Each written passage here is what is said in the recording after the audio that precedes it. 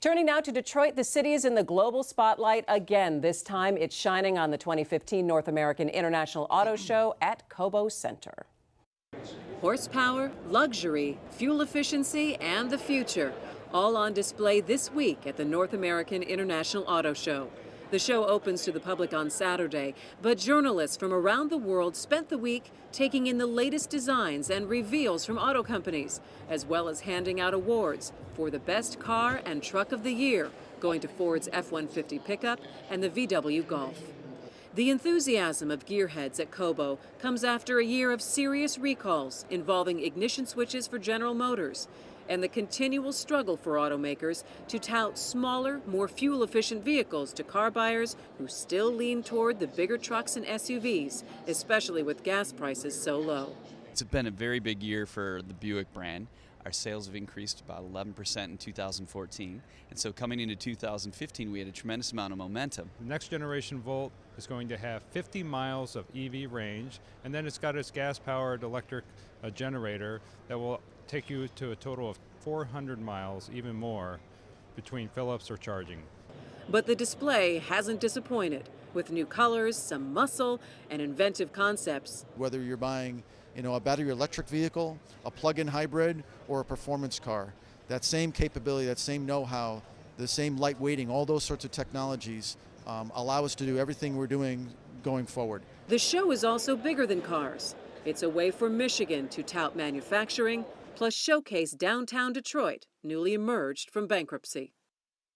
All right, so there's a new outlook for the city and a new look for Cobo Center. That should result in a lot of upbeat stories from the foreign press, right, guys? I mean, Nolan, you've been down at the show all week long. All week, I tell you, it's the best show I've seen in years. Really? How so? In terms of the displays, Cobo looks great. What they've done with Cobo, I mean, it looks almost as if they've doubled the size of the floor. Of course, they didn't, but the way they've added space, it's just, it's just a big soaring show throughout. It looks a lot bigger, a lot more impressive than it did just 2 or 3 years ago.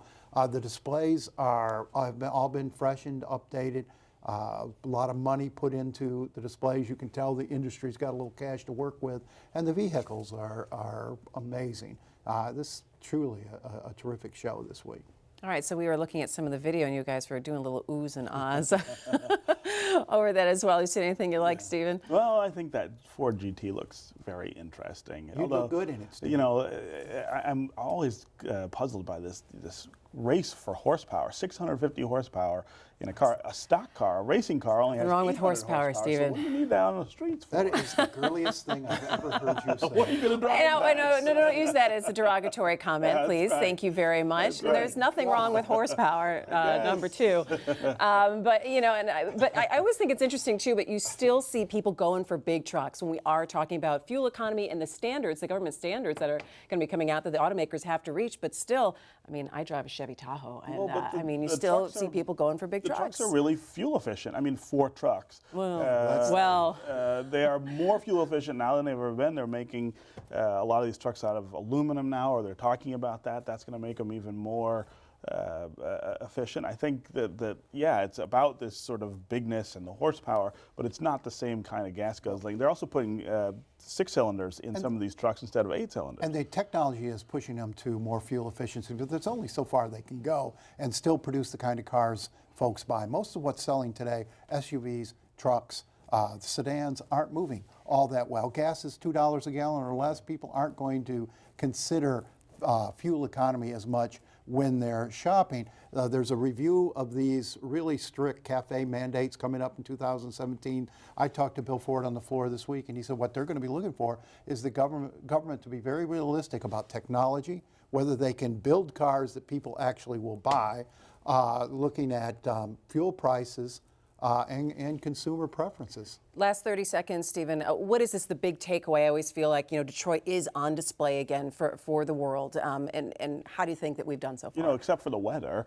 It looks January great. in Michigan, it's not going to change. Let's move the show to June.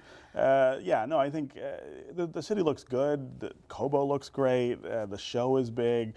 I think this is a plus for us in a bigger way than it has been even in recent years. All right, well, I know I'll see you guys at the charity preview on Friday night. And that is going to do it for My Week. Thanks so much for joining us. Make sure you find us at MiWeek.org and on Facebook and on Twitter. I'm Christy McDonald. For all of us at Detroit Public TV, we will see you next week for My Week. Take care.